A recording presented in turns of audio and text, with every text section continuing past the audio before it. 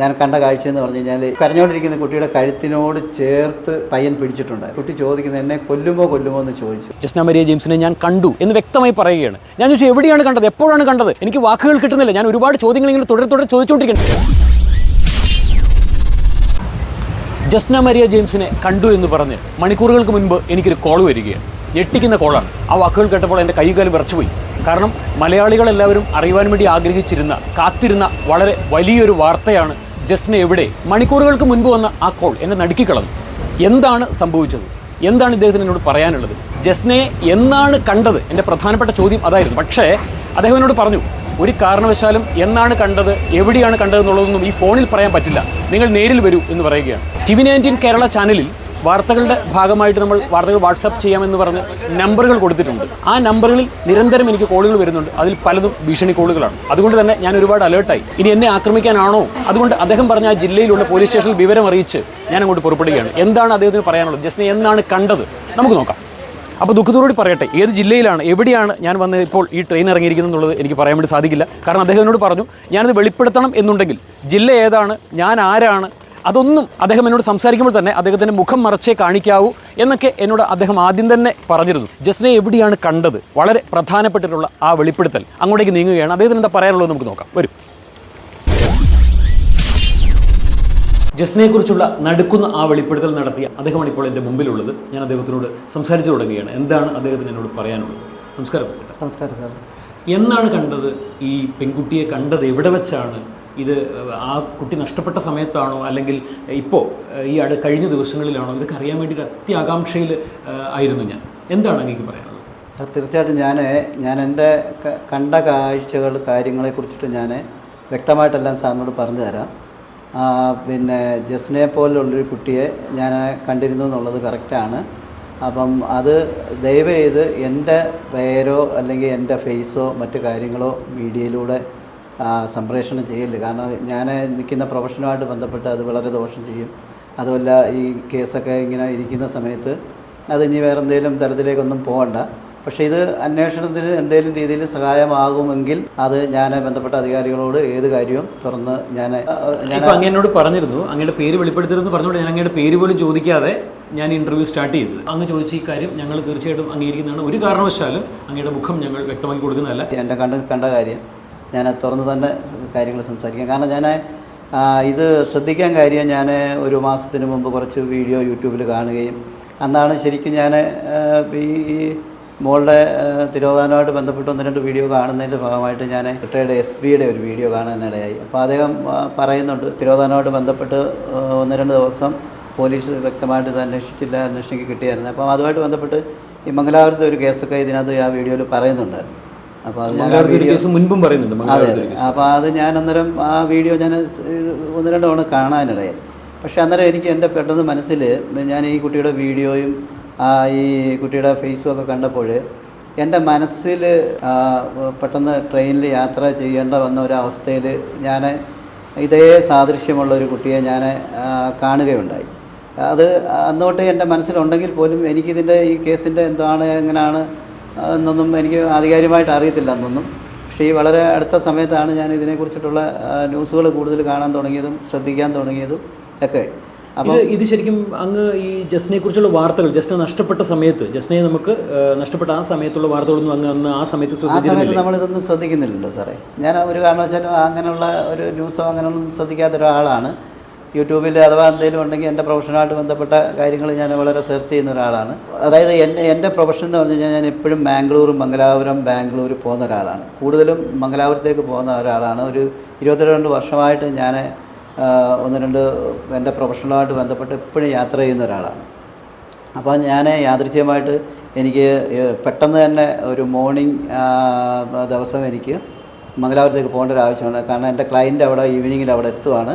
അപ്പോൾ അവരെത്തുന്ന സമയത്ത് അവർക്ക് അത് ശരിയാക്കി കൊടുക്കാൻ വേണ്ടിയിട്ട് ഞാൻ പെട്ടെന്ന് തന്നെ വൈഫിനോട് പറഞ്ഞ് റെഡിയായിട്ട് ഞാൻ രാവിലെ തന്നെ അപ്പം പരശുരാമ എക്സ്പ്രസിനാണ് ഞാൻ പോയത്, മോർണിംഗിൽ പോയത്. ഇതെങ്ങനെ മംഗലാപുരത്തേക്ക് എങ്ങനെയാണ് സ്ഥിരമായിട്ട് യാത്ര ചെയ്തിരുന്നോ? തീർച്ചയായിട്ടും സാറേ, ഞാൻ എൻ്റെ പ്രൊഫഷൻ അതാണ്. ഞാനത് ഇപ്പോൾ പറയുന്നില്ല, വെളിപ്പെടുത്തുന്നില്ല. കാരണം 22 വർഷമായിട്ട് എൻ്റെ പ്രൊഫഷൻ മംഗലാപുരവും ബാംഗ്ലൂരുമായിട്ട് ബന്ധപ്പെട്ട് ഞാൻ ചെയ്യുന്നത്. ഈ 22 വർഷമായിട്ട് മംഗലാപുരത്തേക്കും ബാംഗ്ലൂരേക്കും സ്ഥിരമായിട്ട് യാത്ര ചെയ്യുന്ന ആളാണ്. 16 വർഷം ഞാൻ സ്ഥിരമായിട്ട് ബാംഗ്ലൂർ ഉണ്ടായിരുന്ന ഒരാളാണ്. ഓക്കെ. മംഗലാപുരം ഉണ്ടായിരുന്ന ഒരാളാണ്. ഈ അടുത്ത 5 വർഷമായിട്ട് ഞാൻ ബാംഗ്ലൂരാണ് കൂടുതൽ. കാരണം അതിൻ്റെ പ്രൊഫഷനുമായിട്ട് ബന്ധപ്പെട്ട് എൻ്റെ തൊഴിലുമായിട്ട് ബന്ധപ്പെട്ടാണ് ഞാൻ അവിടെ പോകുന്നത്. ആ തൊഴിലുമായിട്ട് ബന്ധപ്പെട്ടാണ് ഞാൻ യാത്ര ചെയ്യുന്നത്. അപ്പം അങ്ങനെ ഒരു ദിവസമാണ് എനിക്ക് ഇങ്ങനൊരു കാഴ്ച എൻ്റെ മനസ്സിൽ കണ്ടത്. പക്ഷേ ആ കാഴ്ച അന്ന് കണ്ടെങ്കിലും ഞാനത് സാധാരണ കാമുകിമാർ ആണെന്നുള്ള രീതിയിലാണ് ഞാൻ അതിനെ കണ്ടത്. കാരണം എൻ്റെ യാത്രയിൽ ഞാൻ എൻ്റെ പ്രൊഫഷനുമായിട്ട് ബന്ധപ്പെടുന്നിടത്തെല്ലാം ഞാൻ കോളേജുമായിട്ട് ആണ് കൂടുതലും ബന്ധപ്പെടുന്നത്. അപ്പോൾ കോളേജുമായിട്ട് ബന്ധപ്പെടുമ്പോൾ ഇങ്ങനെയുള്ള കമിതാക്കളെ ഒത്തിരി ഞാൻ കാണുന്നുണ്ട്. അപ്പം ബസ് യാത്രയിലും ട്രെയിൻ യാത്രയിലും ഒക്കെ കാണുന്നുണ്ട്. അപ്പം ഞാൻ അങ്ങനൊരു കാര്യമായിട്ടാണ് അതിനെ കണ്ടത്. പക്ഷേ പിന്നീട് എനിക്ക് ഈ ന്യൂസുകളൊക്കെ കിട്ടിത്തുടങ്ങിയപ്പോൾ ഞാൻ അന്ന് കണ്ട ആ കുട്ടിയുടെ രൂപം ഈ പറയുന്ന കുട്ടിയുടെ രൂപമായിട്ട് വളരെ സാദൃശ്യമുണ്ടെന്ന് എനിക്ക് തോന്നി. കുട്ടിയുടെ കൂടെ ഉണ്ടായിരുന്ന ആ പുരുഷൻ്റെ മുഖം എനിക്ക് എൻ്റെ മനസ്സിൽ വ്യക്തമായിട്ട് എൻ്റെ മനസ്സിലുണ്ട്. കാരണം എന്ന് പറഞ്ഞു കഴിഞ്ഞാൽ ഞാൻ യാത്ര ചെയ്യുന്ന ട്രെയിനിൽ അന്ന് നല്ല തിരക്കായിരുന്നു. എനിക്ക് റിസർവേഷൻ ഇല്ലായിരുന്നു. മോർണിംഗിൽ പോകുന്നത് കൊണ്ട് എൻ്റെ ക്ലയൻറ്റ് വൈകുന്നേരം കണ്ണൂരിൽ നിന്ന് മംഗലാപുരം എത്തുന്നുണ്ട്. അപ്പോൾ ഞാൻ മോർണിംഗ് തന്നെ പോയി വൈഫിനോട് പറഞ്ഞ് പെട്ടെന്ന് റെഡിയായി ഞാൻ മോർണിംഗിൽ പോയി. എൻ്റെ മനസ്സിൽ ഇത് തീക്കനൽ പോലെ കിടക്കുന്നൊരു കാര്യമായതുകൊണ്ടാണ് എനിക്ക് തോന്നി ഈ വീഡിയോ കണ്ടപ്പോൾ വീണ്ടും ഇത് ആ തീക്കനൽ പോലെ കിടന്ന കാര്യം എന്താണെന്നുള്ളത് ഞാൻ സാറിനോട് പറയാം. അതെന്താണെന്ന് അത് ട്രെയിനിൽ വെച്ച് സംഭവിച്ചതെന്നുള്ളത് ഞാൻ സാറിനോട് പറയാം. അതായത് ഞാൻ കൊല്ലത്തുനിന്ന് കയറി, എനിക്ക് റിസർവേഷൻ ഇല്ല, ലോക്കൽ കമ്പാർട്ട്മെൻറ്റിലാണ് ഞാൻ അങ്ങനെ കൂടുതലും പോകുന്നത്. കാരണം എനിക്ക് പെട്ടെന്ന് റിസർവേഷൻ കിട്ടിയില്ല, ലോക്കൽ കമ്പാർട്ട്മെൻറ്റിൽ കയറി അങ്ങ് പോകും. ഇരിക്കാൻ സീറ്റ് കിട്ടും, അപ്പം അങ്ങനെ പോകും. ഇടയ്ക്ക് വെച്ചിട്ട് ചിലപ്പം ബർത്തിൽ എവിടെയെങ്കിലും കിട്ടും, അങ്ങനെ കയറി കിടക്കും. അപ്പോൾ അങ്ങനെ ഞാൻ ലോക്കൽ കമ്പാർട്ട്മെൻറ്റിൽ പോകുന്ന സമയത്ത് എനിക്ക് തോന്നുന്നു തിരുവല്ല കോട്ടയം ഇടയ്ക്ക് വെച്ചിട്ടാണ് ഈ സംഭവം നടക്കുന്നത്. തിരുവല്ലയിൽ നിന്ന് നിറച്ച ആൾ കയറിനകത്ത് കുറച്ച് ചെറുപ്പക്കാരും കുട്ടികളും എല്ലാം ഉണ്ട്. പക്ഷേ ഞാൻ നിൽക്കുന്ന സ്ഥലത്തിൻ്റെ ലെഫ്റ്റ് സൈഡിലായിട്ട് ഒരു പെൺകുട്ടിയും ഒരു ആൺകുട്ടിയും അതിൻ്റെ തൊട്ടപ്പുറത്ത് വേറൊരു പെൺകുട്ടിയും ഒരു ആൺകുട്ടിയും ഒക്കെ നിൽപ്പുണ്ടായിരുന്നു. അപ്പോൾ ഞാൻ സാധാരണ നമ്മൾ ട്രാവലിങ്ങിൽ മൊബൈൽ നോക്കി യാത്ര ചെയ്തുകൊണ്ടപ്പോൾ ഞാൻ പെട്ടെന്ന് ഈ കുട്ടിയെ നോക്കിയപ്പോൾ ഈ കുട്ടി കരയുന്നതായിട്ട് കണ്ടപ്പോൾ ഞാൻ വിചാരിച്ചു അവർ കമിതാക്കളായിരിക്കും, എന്തെങ്കിലും അങ്ങോട്ടും ഇങ്ങോട്ടും ഒക്കെ പറഞ്ഞിട്ട് പിന്നെ കരഞ്ഞതായിരിക്കുമെന്ന് വെച്ചു. അപ്പോൾ ഞാൻ എൻ്റെ മൊബൈൽ നോക്കിക്കൊണ്ടിരുന്നു. നിന്നാണേ ഞാൻ ഇവിടെ നിൽക്കുന്നു. ഇതിൻ്റെ ലെഫ്റ്റ് സൈഡിലായിട്ടാണ് ഈ 2 കുട്ടികൾ നിൽക്കുന്നത്. ഒരു ആൺകുട്ടി ഒരു പെൺകുട്ടി നിൽക്കുന്നത്. അതിൻ്റെ തൊട്ടപ്പുറത്ത് വേറൊരു ആൺകുട്ടി ഒരു പെൺകുട്ടിയുണ്ട്. അപ്പം ഞാനിങ്ങനെ കരയുന്നതായിട്ട് കണ്ടപ്പോൾ എനിക്ക് എന്തോ ഒരു ഇത് തോന്നി. കാരണം എൻ്റെ വീട്ടിലൊരു മോളുണ്ട്. അപ്പം പ്രത്യേകിച്ചും ഈ കമിതാക്കളുടെ ഇടയിൽ ഇങ്ങനൊരു വിഷയങ്ങളുണ്ടല്ലോ, പ്രേമം അങ്ങോട്ടും ഇങ്ങോട്ടൊക്കെ എന്തെങ്കിലുമൊക്കെ പറഞ്ഞിട്ട് അവർ അസ്വസ്ഥത ഉണ്ടാവും, കരയും, വീഴ്ചയിലാവും. പിന്നെ നിരന്തരം കാണുന്നൊരു കാഴ്ചയായിരിക്കാം. തീർച്ചയായിട്ടും ഞാൻ നിരന്തരം കാണുന്നൊരു കാഴ്ചയാണ്. എൻ്റെ യാത്രക്കിടയിൽ ഞാൻ എൻ്റെ പ്രൊഫഷനുമായിട്ട് ബന്ധപ്പെട്ട് ഇത് എപ്പോഴും കാണുന്നൊരു കാഴ്ചയാണ്. ഈ ലോക്കൽ കമ്പാർട്ട്മെന്റിലെ എല്ലാ സീറ്റുകളും ഫുള്ളായി ആളുകൾ ജനം തിക്കിത്തിരകി നിൽക്കുവായിരുന്നു. എനിക്ക് തോന്നുന്നു അന്ന് അതിൻ്റെ തൊട്ട് പിറ്റേന്നോ തലേന്നോ എന്തോ ഒരു പ്രധാന ദിവസം, അത് ഏത് ദിവസമാണെന്ന് ഞാൻ ഓർക്കുന്നില്ല, പ്രധാനപ്പെട്ടൊരു ദിവസമാണെന്ന് തോന്നുന്നു. അതിൻ്റെ തലേന്ന് പെട്ടെന്ന് അതുകൊണ്ടാണ് അത്ര നല്ല തിരക്കുണ്ടായിരുന്നു. ഈ ട്രെയിനകത്ത് നല്ല തിരക്കുണ്ടായിരുന്നു. അപ്പോൾ ഞാനങ്ങനെ ഈ കുട്ടി കരയുന്നത് കണ്ട് വീണ്ടും ഈ കുട്ടിയെ ഞാൻ ജസ്റ്റ് ഒന്ന് ശ്രദ്ധിച്ച് നോക്കിയപ്പോൾ 1-2 പ്രാവശ്യം ഞാനൊന്ന് നോക്കിയപ്പോൾ ഞാൻ കണ്ട കാഴ്ച എന്ന് പറഞ്ഞു കഴിഞ്ഞാൽ ഈ കുട്ടിയുടെ ഈ കരഞ്ഞുകൊണ്ടിരിക്കുന്ന കുട്ടിയുടെ കഴുത്തിനോട് ചേർത്ത് ഇങ്ങനെ ഈ പയ്യൻ പിടിച്ചിട്ടുണ്ടായിരുന്നു. അപ്പോൾ ഈ പയ്യനെ പിടിച്ചപ്പോൾ ഈ കുട്ടി ചോദിക്കുന്നത് എന്നെ കൊല്ലുമോ എന്ന് ചോദിച്ചു. അങ്ങനെ അത് 2 പ്രാവശ്യം ഞാൻ കണ്ടത്. എന്നെ കൊല്ലുമോ എന്ന് ചോദിച്ചു. ഞാനത് 2 പ്രാവശ്യം കണ്ടു. അതെങ്ങനെയാണ് ഈ കുട്ടിയുടെ അടുത്ത് എത്ര ദൂരത്തിലായിട്ടായിരിക്കും അങ്ങ് ഉണ്ടാവുക? ഞാൻ ഈ കുട്ടിയുടെ അവിടെ നിന്ന് എനിക്ക് തോന്നുന്നു ഒരു 1.5 മീറ്റർ ഞാനിവിടെ നിൽക്കുകയാണെങ്കിൽ എൻ്റെ തൊട്ടപ്പുറത്തെ ഒരു പ്രായമുള്ള ഒരു മനുഷ്യൻ നിൽപ്പുണ്ട്. അതിന് തൊട്ടപ്പുറത്തായിട്ടാണ് അവർ നിൽക്കുന്നത്. അതായത് 3 പേരുടെ ഗ്യാപ്പിൽ ഈ കുട്ടിയുണ്ട്. 2 പേർ, അതായത് ഒരാളുടെ ഗ്യാപ്പിൽ ഈ കുട്ടിയുണ്ട്. അതായത് ആദ്യമേ ഈ കുട്ടി നിന്നതെന്ന് പറഞ്ഞു കഴിഞ്ഞാൽ ഇദ്ദേഹം എന്നെ ഫേസ് ചെയ്ത് നിൽക്കുന്നു, ഞാൻ ഇങ്ങനെ നിൽക്കുവാണ്, ഇദ്ദേഹം എന്നെ ഫേസ് നിൽക്കുന്നു, ഈ കുട്ടി അവനെ ഫേസ് ചെയ്ത് ഈ കുട്ടിയുടെ പിൻഭാഗമാണ് ഞാൻ കണ്ടത്.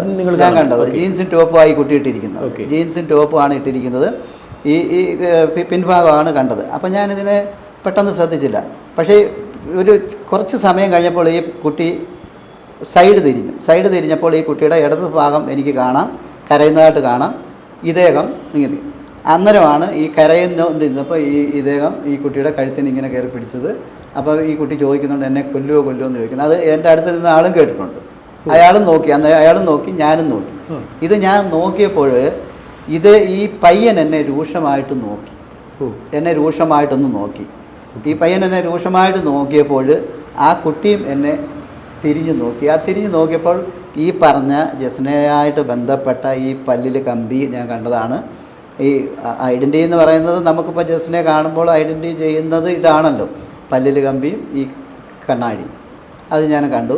അപ്പം ഞാൻ അന്നേരം സ്വാഭാവികമായിട്ടും പിന്നെ എന്നെ രൂക്ഷമായിട്ട് നോക്കിയപ്പോൾ ഞാൻ പതുക്കെ ഒന്ന് താഴോട്ട് കാരണം കമിതാക്കളായിരിക്കുമല്ലോ. ഈ കഴിഞ്ഞ മാസമാണ് ഈ ജസ്ന CBI കേസ് വിട്ട കാര്യമൊക്കെ പത്രത്തിൽ ഒന്ന് ജസ്റ്റ് ചെയ്തത്. അപ്പം ഈ യൂട്യൂബിൽ ഇങ്ങനെ ഞാൻ 1-2 വാർത്ത കണ്ടപ്പോൾ ഇങ്ങനെ യാദൃശ്യമായിട്ട് കയറി വന്നു ഞാൻ യാദൃശ്യമായിട്ട് ന്യൂസ് കയറി വന്നപ്പോൾ ഞാനതൊന്ന് ശ്രദ്ധിക്കാനിടയായി.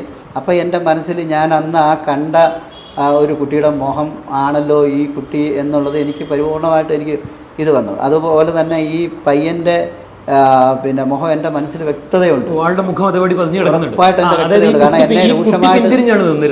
ഈ ചെറുപ്പക്കാരൻ ചേട്ടന്റെ നേരെയാണ് നിന്നിരുന്നത്. പിന്നീട് ഈ കുട്ടി ചരിഞ്ഞു നിന്ന് സംസാരിക്കുമ്പോഴാണ് ഞാൻ ഈ കരയുന്നത് കണ്ടത്. ഈ കരയുന്നത് കണ്ടപ്പോഴാണ് ഇദ്ദേഹം കയറി കഴുത്തിന് ഇങ്ങനെ വെച്ച്, അത് അങ്ങനെ 2 പ്രാവശ്യം കഴുത്തിന് വെച്ചിട്ട് ഈ കൊച്ചു എന്നെ കൊല്ലുമോ നോക്കുമ്പോൾ ഇവൻ ഇങ്ങനെ വായിൽ പൊത്തിട്ടുണ്ട്. അപ്പൊ ഈ കഴുത്തിൽ പിടിക്കുന്ന ഒരു ബലത്തിൽ ഒരു പിടുത്തമായിട്ട് ഫീൽ ചെയ്യുന്നുണ്ടോ കണ്ടു നിൽക്കുന്ന ഒരാൾക്ക്? സാറേ, അത് ബലത്തിൽ പിടിച്ചതായിട്ടല്ല തോന്നുന്നത്. അത് കരയരുതെന്നുള്ള രീതിയിൽ ഒരു ഭീഷണിയുടെ ശബ്ദവും അല്ലെന്നുണ്ടെങ്കിൽ ഒരു ഭീഷണിയുടെ സ്വരവും അദ്ദേഹത്തിന്റെ മുഖത്ത് അങ്ങനെ ഒരു ഭാവമുണ്ട്. ആ ടോൺ, സംസാരത്തിന്റെ ടോൺ എന്താണ് ഈ ചെറുപ്പക്കാരന്റെ?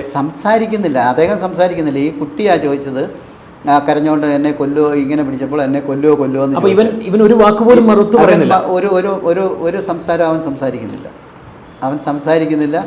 അവൻ ഇങ്ങനെ പിടിച്ചിട്ട് ഈ കുട്ടിയെ കൊല്ലുവോ എന്ന് വെച്ചപ്പോൾ ഇവൻ വാവത്ത് ഇങ്ങനെ പിടിച്ചു. അത് വാവത്തുന്ന എങ്ങനെയാണ്? നമ്മൾ ഈ സാധാരണഗതിയിൽ ശാന്തമായ ഒരു വാവത്തിലുണ്ട്, പിന്നെ ഇത് ഇങ്ങനെ ഒരു വാവത്തിലുണ്ടല്ലോ, ശാന്തമായിട്ടുള്ള രീതിയിൽ സംസാരം കുറയ്ക്കുന്നുള്ള മനോഭാവം. ആ മനോഭാവത്തിലാണ് ഇത്. 2 പ്രാവശ്യം ഇങ്ങനെ കഴുത്തിന് പിടിച്ചിട്ടുണ്ടായിരുന്നു. ഞാൻ ആ 2 പ്രാവശ്യം. അപ്പം എൻ്റെ മനസ്സിൽ ഓടിപ്പോകുന്നതെന്ന് പറഞ്ഞാൽ എന്നെ കണക്കൊരു മോള് എന്നുള്ളതാണ് എനിക്ക് പെട്ടെന്ന് വന്നെങ്കിൽ പോലും, എൻ്റെ മനസ്സിൽ അത് പെട്ടെന്ന് വന്നെങ്കിൽ പോലും ഞാൻ പിന്നെയും ചിന്തിച്ചത് കാണാം അവർ കമിതാക്കളായിരിക്കും, അവർ കപ്പിൾസ് ആയിരിക്കും. അപ്പം സ്വാഭാവികമായിട്ടും നമ്മൾ യാത്രക്കിടയിൽ ഇതെല്ലാം അങ്ങോട്ടും ഇങ്ങോട്ടും അടിയുണ്ടാകും. അവർ പിന്നെ ഒന്നിച്ച് ഭക്ഷണം കഴിക്കും, ഒന്നിച്ച് കിടക്കും. അത് കാണുന്നതാണ് നമ്മൾ. അപ്പം എൻ്റെ മനസ്സിലും അങ്ങനെ ഒരു തോന്നലായിപ്പോയി. പിന്നീട് ഞാൻ അത് കുറച്ച് കഴിഞ്ഞതിന് ശേഷം വീണ്ടും നോക്കിയപ്പോൾ ഈ കുട്ടി അവൻ്റെ നെഞ്ചത്ത് കൈവച്ച് ഇങ്ങനെ യാത്ര ചെയ്യുന്നതാണ് കണ്ടത്. അത് കുറച്ച് കഴിഞ്ഞപ്പോൾ എനിക്ക് ഞാൻ നിൽക്കുന്ന റൈറ്റ് സൈഡിൽ തന്നെ ഒരു സീറ്റ് കിട്ടി. ഞാൻ അവിടെ ഇരിക്കുകയാണ് ചെയ്തത്. ഈ കുട്ടിയുടെ വസ്ത്രധാരണ രീതിയെക്കുറിച്ച് അങ്ങ് പറഞ്ഞല്ലോ. ഈ വസ്ത്രധാരണ രീതി, ഈ കുട്ടി അങ്ങനെ അങ്ങോട്ട് പിന്തിരിഞ്ഞ് നിൽക്കുമ്പോൾ ഈ കുട്ടിയുടെ തല ഇങ്ങനെ മൂടി ഷോൾ ഇട്ട് മുഖം മറയ്ക്കാൻ ശ്രമിക്കുന്നതായിട്ടോ അങ്ങനെ എന്തെങ്കിലും? അങ്ങനെയൊന്നുമില്ല. അതായത് ഈ കുട്ടി ജീൻസും ടോപ്പുമാണ് ഇട്ടിരിക്കുന്നത്. ജീൻസും ടോപ്പ് മാത്രം, ഷോളോ അങ്ങനെയൊന്നുമില്ല? ഷോൾ ഉണ്ടായിരുന്നു. ഒരു ബാഗ് ഉണ്ടായിരുന്നു. ഓക്കെ, എന്തായിരിക്കും കളർ ഈ കുട്ടി ധരിച്ചത്? ഞാൻ എൻ്റെ ഓർമ്മയിൽ വെച്ച് നോക്കുകയാണെന്നുണ്ടെങ്കിൽ ജീൻസും പിന്നെ ടോപ്പും, അതായത് ജീൻസിനോട് ചേർന്ന ടീഷർട്ട് കണക്കുള്ള ടോപ്പ് ഉണ്ടല്ലോ, അതാണ് ആ കുട്ടി ഇട്ടിരിക്കുന്നത്. എൻ്റെ ഓർമ്മയിൽ അത് ഒരു റെഡിനകത്ത് പിന്നെ പുള്ളിയോ അല്ലെങ്കിൽ മെറൂണകത്ത് പുള്ളിയോ അങ്ങനെ ഒരു ഡാർക്ക് കളറുള്ള ടോപ്പാണ്. റെഡോ ബ്രൗണോ എനിക്ക് കറക്റ്റ് കിട്ടുന്നില്ല. ശ്രദ്ധിക്കാൻ കാര്യമുണ്ട്. കാരണം ഞാൻ അന്നേരം ഈ കുട്ടി ഇതിങ്ങനെ ഇവനോട് കരയുമ്പോൾ ഞാൻ ആ കുട്ടിയെ ജസ്റ്റ് ഫുള്ള് ഒന്ന് വാച്ച് ചെയ്താനുള്ള കാര്യം എന്ന് പറഞ്ഞാൽ ദൈവമേ, ഇത് +2 കഴിഞ്ഞൊരു കുട്ടിയാണല്ലോ, ഇങ്ങനെയും എൻ്റെ മനസ്സിൽ അങ്ങനെ ഒരു തോന്നൽ വന്നു. കാരണം ഞാൻ +2 കഴിഞ്ഞ കുട്ടികളുമായിട്ട് ഒത്തിരി ബന്ധപ്പെടുന്ന ഒരു പ്രോഗ്രാമറാണ് എൻ്റെ മനസ്സിൽ. അതുകൊണ്ടാണ് ഞാൻ അതിനെ മൊത്തത്തിലൊന്ന് ശ്രദ്ധിച്ചത്. ദൈവമേ, ഇത് +2 കഴിഞ്ഞത് ഇപ്പം ഇങ്ങനെയും കുഞ്ഞുങ്ങൾ വലയങ്ങളിൽ പോയി നശിച്ചു പോകുന്നല്ലോ എന്നൊക്കെയുള്ളൊരു ചിന്തകൾ എൻ്റെ മനസ്സിൽ വന്നെങ്കിലും ഞാൻ പിന്നെ തോന്നി ഇവർ കമിതാക്കളായിരിക്കും, കപ്പിൾസ് ആയിരിക്കും, അതുകൊണ്ടായിരിക്കും, എന്തെങ്കിലും തെറ്റുകൾ കാണിച്ചുകൊണ്ടായിരിക്കും അവനങ്ങനെ കഴുത്തെ പിടിച്ച് എന്നുള്ളൊരു ധാരണയും തോന്നലും ആയിപ്പോയി. നമുക്കന്ന് അങ്ങനെ ഒരു കാര്യം അറിയില്ലല്ലോ. ഇരുന്നത് എവിടെയാണ്? ഈ തൊട്ടടുത്ത് തന്നെ, നിന്നിടത്ത് തന്നെയാണോ സീറ്റ് കിട്ടിയത്? ഞാൻ സീറ്റ് നിന്നേൻ്റെ റൈറ്റ് സൈഡിൽ ഒരു മാഡം ആയിരുന്നു. അവർ എണ്ണിച്ച് പോയപ്പോഴത്തേന് ഞാൻ അവിടെ ഇരുന്നു. കുട്ടിയെ പിന്നെ കുറേ സമയം വായിച്ചിട്ടുണ്ടാവില്ല എന്തായാലും? പിന്നെ ഞാൻ നോക്കിയിട്ടില്ല സാറേ. ഞാൻ എൻ്റെ മനസ്സിൽ അങ്ങനെ ഒരു തോന്നൽ വന്നു. കാരണം കമിതാക്കളായിരിക്കും, സാധാരണ നമ്മൾ യാത്രക്കിടയിൽ ഇത് കാണുന്നതാണല്ലോ. നീ എന്നെ കൊല്ലുമോ എന്ന് ചോദിക്കുന്നു. അത് ഇതിനൊക്കെ ശേഷം അങ്ങോട്ട് ഇരുന്ന് കഴിഞ്ഞു. സ്വാഭാവികമായിട്ടും ഈ പെൺകുട്ടി തിരിയുമ്പോൾ ഏതെങ്കിലും വേളയിൽ ഈ കുട്ടിയുടെ മുഖം കാണാൻ വേണ്ടി ശ്രമിക്കുമോ? നമ്മൾ നോക്കാൻ ഫീൽ ചെയ്തുകൊണ്ട് പിന്നീട് ശ്രമിച്ചില്ല. എന്താ കാര്യം എന്ന് പറഞ്ഞാലേ, എൻ്റെ മനസ്സിൽ അന്നേരത്തേക്ക് ആദ്യമേ ഒരു ഇത് വന്ന് എൻ്റെ മോളെ കണക്കൊരു കുഞ്ഞ് +2 തലത്തിൽ പഠിക്കുന്ന ഒരു കുട്ടിയാണല്ലോ എന്ന് തോന്നി. കാരണം ആ ലുക്ക് കണ്ടപ്പോൾ അങ്ങനെ ജീൻസും ടീഷർട്ടും ഇട്ടിട്ടുള്ളത്. അപ്പം ഞാൻ പ്രാക്കളായിരിക്കും, വലിയ അവർ ഇന്ന് അടിച്ച് നാളെ ഒന്നായി അവരങ്ങ് പോയി എന്നുള്ളൊരു ചിന്താഗതി വെച്ചിട്ട്. അതുപോലെ തന്നെയല്ല ഈ പയ്യൻ എന്നെ രൂക്ഷമായിട്ടൊന്ന് നോക്കുകയും ചെയ്തു. അവൻ്റെ രൂപമൊക്കെ എങ്ങനെയാണ് സാറേ? അവൻ്റെ രൂപം എന്ന് പറഞ്ഞു കഴിഞ്ഞാൽ ഇരുനിറമാണ്. ഈ കുട്ടിയെക്കാളും സ്വല്പവും കൂടെ ഹൈറ്റ് ഉണ്ട്. ഓർമ്മയുണ്ടോ കൃത്യമായിട്ട്? എനിക്ക് അദ്ദേഹത്തിൻ്റെ മുഖം വ്യക്തമായിട്ട് ഓർമ്മയുണ്ട്. എന്നെ രൂക്ഷമായിട്ട് നോക്കി ഞാൻ ഈ കുട്ടി കരയുമ്പോഴെല്ലാം ഞാൻ അവനെ ശ്രദ്ധിക്കുന്നുണ്ട്. അപ്പോൾ ഇവന് ഇരുനിറമാണ്. ഈ പയ്യന് ഇരുനിറമാണ്, മീശയില്ല ഈ പയ്യൻ. ഈ പയ്യൻ്റെ മുഖം സ്വല്പം മുന്തോട്ട് നമ്മുടെ ജാക്കറ്റ് കണക്കൊരു കോട്ട് കണക്കുള്ളൊരു ഉടുപ്പ്, അതിനകത്തൊരു ടീഷർട്ടും ഉണ്ട്. അവൻ്റെ തോളിലൊരു ബാഗും. മുടി എങ്ങനെയാണ് ആളുടെ? സാറേ മുടി സാധാരണ ഒരു ഹിപ്പി കണക്കുള്ളൊരു ഇതാണ്. ഈ രേഖാചിത്രം വരയ്ക്കുന്ന ഒരാൾക്ക് അങ്ങയുടെ മീൻസ് ഈ മനസ്സിലുള്ള തീർച്ചയായിട്ടും ഞാൻ ഈ ഇദ്ദേഹത്തിനെയും പറഞ്ഞു കൊടുക്കാം. ഈ കുട്ടി എന്നെ തിരിഞ്ഞു നോക്കുമ്പോൾ ആ രൂപം പറഞ്ഞു കൊടുക്കാൻ അങ്ങേക്ക് സാധിക്കും. 100% അങ്ങയുടെ മനസ്സിൽ പതിഞ്ഞു കിടക്കുന്നുണ്ട്. എൻ്റെ മനസ്സിൽ അത് പതിഞ്ഞു കിടക്കുന്നുണ്ട്. കാരണം എന്ന് പറഞ്ഞു കഴിഞ്ഞാൽ ഈ കുട്ടിയെ കഴുത്തിന് പിടിച്ച് ഇങ്ങനെ കൊല്ലുമോ എന്ന് ചോദിച്ചപ്പോൾ എനിക്ക് എൻ്റെ മനസ്സിലത് ഒരു വേദനയുണ്ടായി. അപ്പം അതുകൊണ്ട് ഞാൻ ആ രൂപം അപ്പം ഞാനിത് സ്വാഭാവികമായിട്ടും ഇതിങ്ങനെ വീഡിയോകൾ ഈ കഴിഞ്ഞ മാസങ്ങൾ കാണുമ്പോൾ ഈ കുട്ടിയുടെ ഫാദർ സംശയം പറയുന്നുണ്ട്, ജസ്നയ്ക്ക് ഒരു കാമുകനോ ഉണ്ടായിരിക്കാം. അപ്പം തീർച്ചയായിട്ടും എൻ്റെ മനസ്സിൽ വീണ്ടും ഒരു തോന്നലുണ്ടായി, ഇനിയിപ്പം ഞാൻ അന്ന് ഉദ്ദേശിച്ച ഈ കുട്ടി ഇത് തന്നെ ആണോ എന്നെനിക്ക് സ്വാഭാവികമായിട്ട്. അപ്പം ഞാൻ കൂടുതൽ വീഡിയോസ് കാണാൻ തുടങ്ങി. കുട്ടിയെ കുറിച്ച് കൂടുതൽ ഫോട്ടോസൊക്കെ കണ്ടപ്പോൾ എനിക്ക് ഫേസ് ആ കുട്ടിയുടെ തന്നെയാണ് അന്ന് തോന്നിയത്. ഈ ഫേസ് ഞാൻ ആ കണ്ട ഫേസ് തന്നെയാണ് അന്നും എൻ്റെ മനസ്സിൽ ഇപ്പോഴും ഉള്ളത്. ഇദ്ദേഹത്തിൻ്റെ ആ രൂപം എൻ്റെ മനസ്സിലുണ്ട്. പിന്നെ അതുകൂടാതെ ഞാൻ കേസിൻ്റെ ഈ പോക്ക് ഞാൻ ചുമ്മാതൊന്ന് എപ്പോഴും ഞാൻ യൂട്യൂബിൽ നോക്കുന്നുണ്ട്. അപ്പോൾ ഇത് നോക്കുമ്പോൾ ഇങ്ങനെ ഒരു പ്രണയമായിട്ട് ബന്ധപ്പെട്ടായിരിക്കും ഈ കുട്ടി ഇത് പോയെന്ന് പറയുന്നുണ്ട്. അപ്പം അത് വെച്ചൊക്കെ നോക്കുമ്പോൾ തീർച്ചയായിട്ടും ഞാൻ അന്ന് കണ്ടത് ഈ കുട്ടി തന്നെ ആയിരിക്കാം. പക്ഷേ അത് വിശ്വസിക്കുന്നുണ്ട്. തീർച്ചയായിട്ടും എൻ്റെ ആ രൂപം വെച്ച് നോക്കുമ്പോൾ അത് എനിക്ക് വിശ്വാസമുണ്ട്. അങ്ങനെ ഒരു സീൻ അവിടെ സൃഷ്ടിക്കപ്പെട്ടതുകൊണ്ടാണ് ഓർമ്മയിൽ എനിക്കത് വന്നത്. അപ്പോൾ ഇങ്ങനെയുള്ള അങ്ങേക്കും മകളാണെന്ന് അങ്ങ് പറഞ്ഞു. തീർച്ചയായിട്ടും എനിക്കൊരു മോളുണ്ട്. തീർച്ചയായിട്ടും അദ്ദേഹത്തിൻ്റെ ആ ഫാദറിൻ്റെ ആ കുറച്ച് വീഡിയോസൊക്കെ ടോക്കൊക്കെ ഞാൻ കേട്ടതാണ്. അപ്പോൾ സ്വാഭാവികമായിട്ടും ഞാനിത് ഇങ്ങനെ വന്നപ്പോൾ ഇത് എൻ്റെ മനസ്സിൽ ഇത് കണ്ട കാര്യം, ഇങ്ങനൊരു കണ്ട കാര്യം ഞാൻ പറയണമെന്ന് ഞാൻ ആലോചിച്ചു. ഞാനങ്ങനെ ആദ്യമേ ഞാൻ പത്തനംതിട്ട ASP ഞാൻ ആ സാറുമായിട്ട് ബന്ധപ്പെട്ടു. ഞാനൊരു 20-25 ദിവസം മുമ്പ് ഞാൻ ബാംഗ്ലൂർ പോകുന്നതിന് അതെ സാർ, അത് ബന്ധപ്പെട്ടു. അപ്പോൾ സാർ അന്നേരം തിരക്കിലുണ്ട്. ഞാൻ പ്രൈം മിനിസ്റ്റർ വരുന്നതിൻ്റെ കുറച്ച് തിരക്കുണ്ട്, നാട്ടിൽ വരുമ്പോൾ നമുക്ക് സംസാരിക്കാമെന്ന് പറഞ്ഞു. ഞാൻ 15 ദിവസം കഴിഞ്ഞാൽ ബാംഗ്ലൂരിൽ നിന്ന് വരുന്നത്. നമുക്കത് ഓർമ്മയിലേക്ക് വന്നതിന് ശേഷം ഇമ്മീഡിയറ്റ് ആയിട്ട് അങ്ങ് തീരുമാനിച്ച് പോലീസിൽ അറിയിക്കാനാണ്. തീർച്ചയായിട്ടും ഞാൻ ഇൻഫോം ചെയ്തു. അപ്പോൾ സാറ് എന്നെ ഈ പ്രോഗ്രാം കഴിഞ്ഞതിന് ശേഷം നമുക്ക് സംസാരിക്കാൻ. ഞാനത് 15 ദിവസം സ്വാഭാവികമായിട്ടും എനിക്ക് എൻ്റെ പ്രൊഫഷനോട് ബന്ധപ്പെട്ട് ബാംഗ്ലൂർ ആയിരുന്നു ഉള്ളത്. അപ്പോൾ അത് കഴിഞ്ഞതിന് ശേഷം ഞാൻ വന്നു. അപ്പോൾ യാദൃശ്ചികമായിട്ട് ഞാൻ വീണ്ടും വന്നപ്പോൾ ഇങ്ങനെ വീഡിയോ കണ്ടപ്പോഴാണ് സാറിൻ്റെ ഒരു നമ്പർ എൻ്റെ ഇതിൽ കിടന്ന. അപ്പം ഞാനെന്താ സാറിനെ ഒന്ന് ജസ്റ്റ് വിളിച്ചൊന്ന് കാര്യങ്ങൾ പറയാം. ഇപ്പം ഞങ്ങളോട് രഘുനാഥൻ നായർ എന്ന് പറയുന്ന ഒരാൾ വെളിപ്പെടുത്തിയതിൻ്റെ അടിസ്ഥാനത്തിലാണ് അയാളുടെ ഭാര്യയുടെ ബന്ധുവായിട്ടുള്ള ഒരു ചെറുപ്പക്കാരന് ഈ പെൺകുട്ടിയുമായിട്ട് അടുപ്പമുണ്ട് എന്നുള്ളതാണ് രഘുനാഥൻ നായർ വെളിപ്പെടുത്തിയത്. അപ്പോൾ പോലീസിൻ്റെ അന്വേഷണത്തിലും CBI അന്വേഷണത്തിലും എല്ലാം വന്ന ഒരു ചെറുപ്പക്കാരനെ കുറിച്ച് അന്വേഷണം വന്നിരുന്നു. ആ ചെറുപ്പക്കാരനല്ലാതെ മറ്റൊരു ചെറുപ്പക്കാരനുണ്ട് എന്നുള്ളത് ഈ രഘുനാഥൻ നായരുടെ വെളിപ്പെടുത്തലിന് ശേഷമാണ് മനസ്സിലാക്കിയതെന്ന് തോന്നുന്നു. അങ്ങ് പറഞ്ഞതിൽ വളരെ പ്രധാനപ്പെട്ട ഒരു വിഷയം എന്ന് വെച്ചാൽ ഈ ചെറുപ്പക്കാരൻ്റെ മുഖം അങ്ങയുടെ മനസ്സിൽ പതിഞ്ഞിട്ടുണ്ട്. അത് ഒരു രേഖാചിത്രം വരയ്ക്കുന്ന ഒരാളെ കിട്ടിയാൽ തീർച്ചയായിട്ടും 100% ഉറപ്പായിട്ട് ഞാൻ പറഞ്ഞുതരാം. ഈ പെൺകുട്ടി CC ക്യാമറയിൽ നിന്ന് അപ്രത്യക്ഷമാകുമ്പോൾ ഈ പെൺകുട്ടി ധരിച്ചിരുന്നു എന്ന് കരുതപ്പെടുന്ന വസ്ത്രമാണിത്. ഇങ്ങനെയുള്ള അങ്ങനെ എന്തെങ്കിലും ഒരു വസ്ത്രമായിട്ട് അങ്ങനെ തോന്നുന്നുണ്ട്. ഒരു ഷോൾ ഉണ്ട്, ജീൻസും ടോപ്പും ആണ് ആ കുട്ടി അന്ന് ഇട്ടിരുന്നത്. ഞാൻ കണ്ട കുട്ടി ഇട്ടിരുന്ന ഒരു ജീൻസിന്റെ കളർ എന്തായിരുന്നു? ജീൻസിന്റെ കളർ എനിക്ക് ഓർമ്മയില്ല. പക്ഷേ ഈ ടോപ്പ് വന്നിട്ട് ഒരു റെഡോ ബ്രൗണോ ചേർന്ന ഒരു പൊട്ടുപൊട്ടുള്ളൊരു ആ ടൈപ്പ് ഒരു ഇതാ എൻ്റെ മനസ്സിൽ നിൽക്കുന്നത്. ടോപ്പ് അത് ഈ വെള്ള ലൈൻസ് അല്ല, ഡോട്ട്സ് ആണ്. ഡോട്ടാണെന്നാണ് എൻ്റെ ഓർമ്മ. എനിക്കത് കറക്റ്റ് ഓർത്തെടുക്കാൻ പറ്റുന്നില്ല. പക്ഷേ ഞാൻ അതിനെ ശ്രദ്ധിച്ചായിരുന്നു. കാരണം ഒരു +2 തലത്തിലുള്ളൊരു കുഞ്ഞാണല്ലോ ഇത്. അവളെന്തിനാ ഇങ്ങനെയുള്ള ട്രാജഡിയിലൊക്കെ ചെന്ന് പെടുന്നത്? പിന്നെ ഇങ്ങനെ ട്രാജഡിയിൽ ചെയ്യാൻ വേണ്ടി കുറേ പയ്യന്മാരിങ്ങനെ ഇറങ്ങിത്തിരിക്കുന്നുണ്ടെന്നൊക്കെ തീർച്ചയായിട്ടും. എൻ്റെ മോളും ആ പ്രായമേ ഉള്ളൂ, എൻ്റെ മോളുടെ പ്രായമേ ഉള്ളൂ ആ കുട്ടിക്ക്. എൻ്റെ മോളുടെ ആ ഒരു രീതിയിലാണ് ഞാൻ അതിനെ കണ്ടത്. അപ്പം പിന്നെ ഞാൻ ഒത്തിരി കുട്ടികളുമായിട്ട് ഇടപെടുന്ന ഒരാളായതുകൊണ്ട് ഇങ്ങനെയുള്ള കാഴ്ചകൾ ഒത്തിരി കാണുന്ന ഒരാളാണ്. ഇതിനിടയിൽ ഒരു കാര്യം കൂടെ ചോദിച്ചോട്ടെ. ഒരുപാട് കാഴ്ചകൾ അങ്ങ് കാണുന്നുണ്ട്. പക്ഷേ അതിൽ നിന്നൊക്കെ ആ കാഴ്ചയിൽ നിന്നൊക്കെ വ്യത്യസ്തമായിരുന്നു ഈ കാഴ്ച.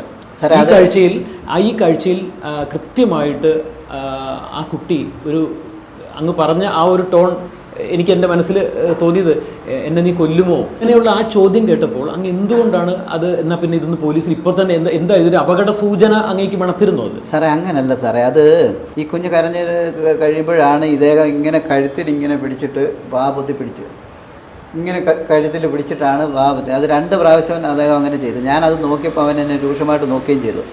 അപ്പോൾ അന്നേരം ഈ കുട്ടി എന്നെ തിരിഞ്ഞ് നോക്കുകയും ചെയ്തു. അവൻ രൂക്ഷമായിട്ട് എന്നെ നോക്കിയപ്പോൾ ഈ കുട്ടി എന്നെ തിരിഞ്ഞ് നോക്കുകയും ചെയ്തു. അങ്ങേ രൂക്ഷമായിട്ട് ചെറുപ്പക്കാരൻ നോക്കുമ്പോൾ ആ പെൺകുട്ടി മനസ്സിലാക്കുകയാണ് ഇത് ഈ സീൻ ആരോ കാണുന്നുണ്ടെന്ന് മനസ്സിലാക്കി. അങ്ങനെയാണ് പെൺകുട്ടി തിരിഞ്ഞു നോക്കുന്നത്. ശേഷം ആ പെൺകുട്ടി നീ എന്നെ കൊല്ലുമോ എന്ന് പിന്നീട് ചോദിച്ചോ? പിന്നെ ചോദിച്ചിട്ടില്ല. അപ്പം ഞാൻ അന്നേരം എൻ്റെ മനസ്സിൽ കമിതാക്കളായിരിക്കും, ഇവിടെ എന്തെങ്കിലും തെറ്റുകളോ കുഴപ്പങ്ങളോ കാണിച്ചു കാണും, അതിൻ്റെ ഭാഗമായിട്ട് ഇവിടെ കിടന്ന് കരയുന്നതായിരിക്കും. കഴിഞ്ഞപ്പം അവൻ ചുമ്മാ അത് കഴുത്തിന് പിടിച്ചിട്ട് മിണ്ടരുത് എന്നുള്ള രീതിയിൽ പറഞ്ഞതായിരിക്കും എന്നുള്ളൊരു തോന്നലായിപ്പോയി. 5 മിനിറ്റ് കഴിഞ്ഞ് ഞാനും വീണ്ടും ഒന്ന് നോക്കിയപ്പോൾ ഈ കുട്ടി ഇവൻ്റെ നെഞ്ചത്ത് കൈവച്ച് യാത്ര ചെയ്യുകയാണ്. പിന്നീട് ഈ ചെറുപ്പക്കാരനുമായിട്ട് ക്ലോസ് ആയിട്ടാണ് യാത്ര ചെയ്യുന്നത്. ഇവർ കയറിയപ്പോഴേ ക്ലോസ് ആയിട്ടാണ് നിൽക്കുന്നത്. പക്ഷേ ഈ ക്ലോസ് ആയിട്ടാണ് നിൽക്കുന്നത്, ഈ കുട്ടി കരയുന്നുണ്ട്. എവിടെ എത്തിയിട്ടുണ്ടാവും സ്റ്റേഷൻ? അപ്പോൾ സാറേ എനിക്ക് തോന്നുന്നു തിരുവല്ല കഴിഞ്ഞുള്ള സ്റ്റേഷനാണെന്ന് തോന്നുന്നു. പിന്നീട് എത്ര മണിക്കൂർ അങ്ങയുടെ മുമ്പിൽ ഉണ്ടായിരുന്നു ഈ കുട്ടികൾ? ഞാൻ തിരുവല്ല തൊട്ട് കോട്ടയം വരെ ഇവരെൻ്റെ മുന്നിലുണ്ട്. കോട്ടയത്തിന് ശേഷം ഇവരെങ്ങോട്ട് മൂവ് ചെയ്തു എന്നുള്ള അറിയില്ല. എനിക്കറിയില്ല. മംഗലാപുരം ട്രെയിനിലാണെന്ന് മാത്രം അറിയാം. മംഗലാപുരം ട്രെയിനാണ്. ഞാൻ പോയത് മംഗലാപുരമാണ്. ഈ ട്രെയിന് വൈകുന്നേരം അവിടെ ചെയ്ത് എൻ്റെ ക്ലയൻറ്റിനെ ഞാൻ അന്ന് കണ്ട് പിറ്റേന്ന് ഞാൻ കോളേജിൽ വിസിറ്റ് ചെയ്തു, കാര്യങ്ങളെല്ലാം ചെയ്തു, അവരുടെ കാര്യങ്ങളെല്ലാം ഓക്കെ ആക്കി അവർ പോയത്. പക്ഷേ ഞാൻ ഈ ഒരു കണ്ട കാര്യം എൻ്റെ മനസ്സിൽ ഞാൻ എൻ്റെ വൈഫിനോട് അന്നും സൂചിപ്പിച്ചിട്ടുണ്ട്.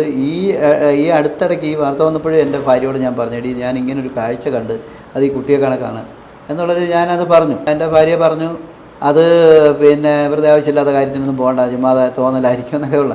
എങ്കിലും എൻ്റെ മനസ്സിൽ കാരണം ആ എന്നെ കണക്കൊരു അച്ഛനാണ് ആ കുട്ടിയുടെയും ഫാദർ, ഇത്രയും വർഷം ആ കുട്ടിയുടെ ഫാദർ അതിനെ അന്വേഷിച്ച് നടക്കുന്നത്. അപ്പം എനിക്കിതൊന്ന് ഞാൻ കണ്ട കാര്യം, ഇങ്ങനൊരു സംഭവം ഞാൻ കണ്ടിട്ടുണ്ട്, ട്രെയിനിൽ കണ്ടിട്ടുണ്ടെന്നുള്ള കാര്യം ഞാനതെനിക്ക് പറയണമെന്ന് തോന്നി. അങ്ങനെയാണ് ഞാൻ ആദ്യമേ പോലീസിലേക്ക് അങ്ങ് ആ യാത്ര ആ സീറ്റ് കിട്ടിയതിന് ശേഷം, കോട്ടയത്തു നിന്ന് സീറ്റ് കിട്ടിയതിന് ശേഷം അങ്ങ് ആ യാത്ര ആ സീറ്റിൽ തന്നെയാണോ മംഗലാപുരം വരെ തുടർന്നത്? മംഗലാപുരം തുടർന്നു. ഓക്കെ. ആ ട്രെയിൻ മംഗലാപുരത്ത് റെയിൽവേ സ്റ്റേഷനിൽ പോയി നിന്നതിന് ശേഷം ആ ട്രെയിനിൽ നിന്നും പുറത്തേക്ക് ഇറങ്ങുന്ന വലിയൊരു സമൂഹമുണ്ട്, നമുക്കറിയാം.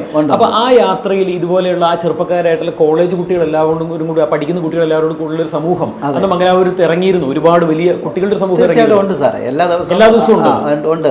അന്ന് ഈ കമ്പാർട്ട്മെന്റിൽ അങ്ങയുടെ കാഴ്ചയ്ക്ക് മുമ്പിൽ പെട്ട ഈ പെൺകുട്ടിയോ അല്ലെങ്കിൽ ഈ ചെറുപ്പക്കാരനോ അല്ലെങ്കിൽ ഇവരുടെ തൊട്ടടുത്ത് നിന്നവരോ ആരെങ്കിലും ഒക്കെ പിന്നീട് സ്റ്റേഷനിൽ ഇറങ്ങിയതിന് ശേഷം ഞാൻ അത് കണ്ടിട്ടില്ല ഇവരെ.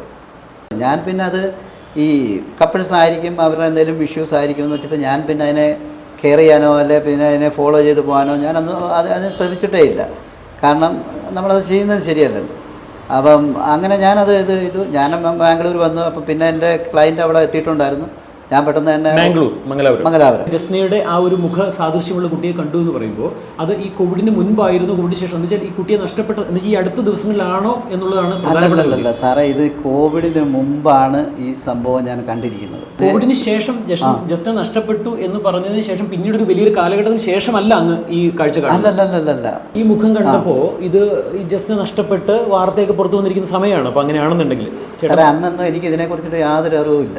ലോക്കൽ കമ്പാർട്ട്മെന്റ് എന്ന് പറയുമ്പോൾ സാധാരണഗതിയിൽ ഒരു ട്രെയിനിന് മുമ്പിലും പുറകിലുമായിട്ട് പുറകിൽ ഒരു 2 കമ്പാർട്ട്മെന്റ് മുമ്പിൽ ഒരു കമ്പാർട്ട്മെന്റ് മാറി മാറി വരാം. അപ്പൊ അതിൽ അങ്ങേക്ക് ഓർമ്മയുണ്ടോ മുൻപ് സൈഡിലെ ലോക്കൽ കമ്പാർട്ട്മെന്റ്? മുൻപിലാണ് ഞാൻ എപ്പോഴും യാത്ര ചെയ്യുന്ന മുൻപിലാണ്. കാരണം മുൻപിൽ 2-3 ഇത് കാണും. അപ്പം ഞാൻ എപ്പോൾ പോയി കഴിഞ്ഞാലും മുമ്പിലെ എനിക്ക് ടിക്കറ്റ് റിസർവേഷൻ കിട്ടിയില്ലെങ്കിൽ ഫ്രണ്ടിൽ പോയിട്ട് ഞാൻ എവിടെയെങ്കിലും കയറും, സീറ്റ് കിട്ടും. അതല്ലെങ്കിൽ മേടിൽ കിടക്കാനുള്ള സൗകര്യം ഉണ്ടെങ്കിൽ അവിടെ കയറി കിടക്കും. ടിക്കറ്റ് കിട്ടി റിസർവേഷൻ കിട്ടിയില്ലെങ്കിൽ ഞാനെപ്പോഴും പോകുന്നത് ഈവനിങ്ങിൽ ടൈമിലാണ്.